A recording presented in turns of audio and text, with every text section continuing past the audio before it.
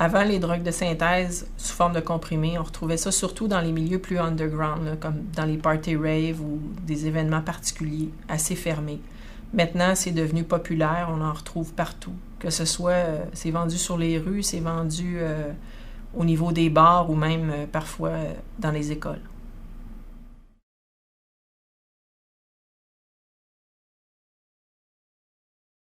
Je penserais que le crystal meth, tu deviens accro plus vite. Le speed, c'est en pilule.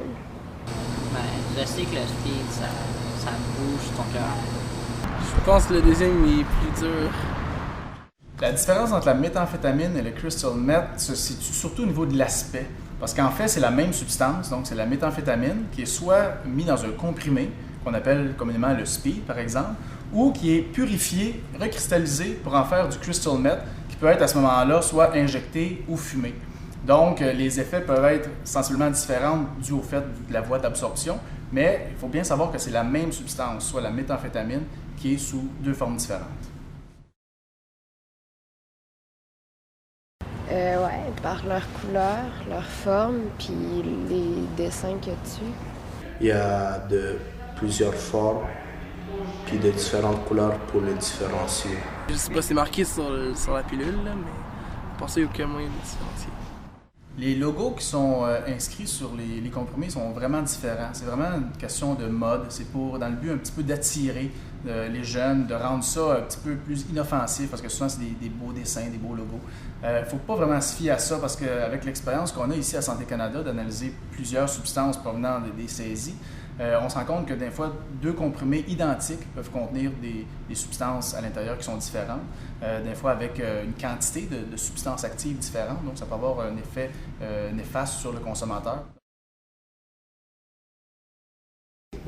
Toutes sortes de personnes sont capables de les faire. Des personnes qui ont de l'argent, beaucoup d'argent. Tout le monde peut en faire. Ça peut être n'importe qui. Je pense que c'est plus des pharmaciens puis des chimistes.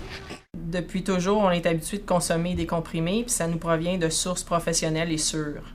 Par contre, il faut savoir qu'au niveau de la méthamphétamine, c'est fabriqué par à peu près n'importe qui. Les dernières perquisitions, depuis environ 3 ans, la Sûreté du Québec nous ont démontré ces faits-là. Puis il ne faut pas perdre de vue non plus que ces gens-là sont là pour faire de l'argent sur le dos des consommateurs. Donc forcément, ils ne vont pas investir dans des équipements sophistiqués. Ils vont se contenter du minimum pour produire des comprimés qui leur coûtent le moins cher possible puis faire le plus de profit possible.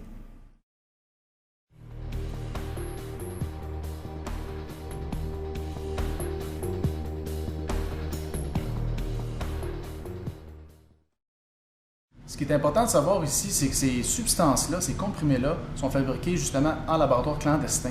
Donc, ce n'est pas fabriqué dans des compagnies réglementées, des compagnies de produits chimiques ou de pharmaceutiques, par exemple, comme les médicaments. C'est produit par des criminels qui prennent des produits chimiques et qui mélangent ça ensemble pour en fabriquer une drogue, par exemple la méthamphétamine.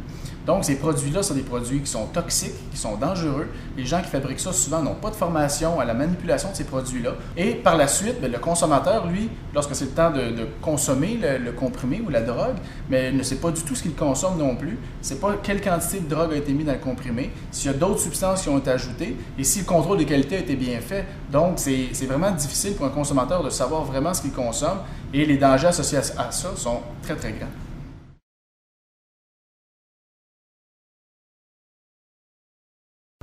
Qu'on le fasse une fois, puis ça va pas devenir une habitude. Mais ça m'agarait pas le cerveau, rien. Prendre juste un petit peu, ça fait pas du bien, des affaires comme ça. Que ça fera du bien. Que ça dure le temps que ça dure, puis qu'après c'est fini. Il faut s'attendre aussi à entendre des réponses de gens qui vont vous dire « Ah oui, mais c'est quelqu'un que je connais, c'est un chimiste, il n'y a pas de danger. » C'est sûr qu'ils ne vont pas faire la propagande que c'est fait par n'importe qui. Ils vont y aller pour être rassurants, pour vous prétendre que c'est fait par un chimiste, ou etc. Mais c'est nous autres, les gens qu'on arrête, les gens qu'on interroge, c'est pas nécessairement des chimistes.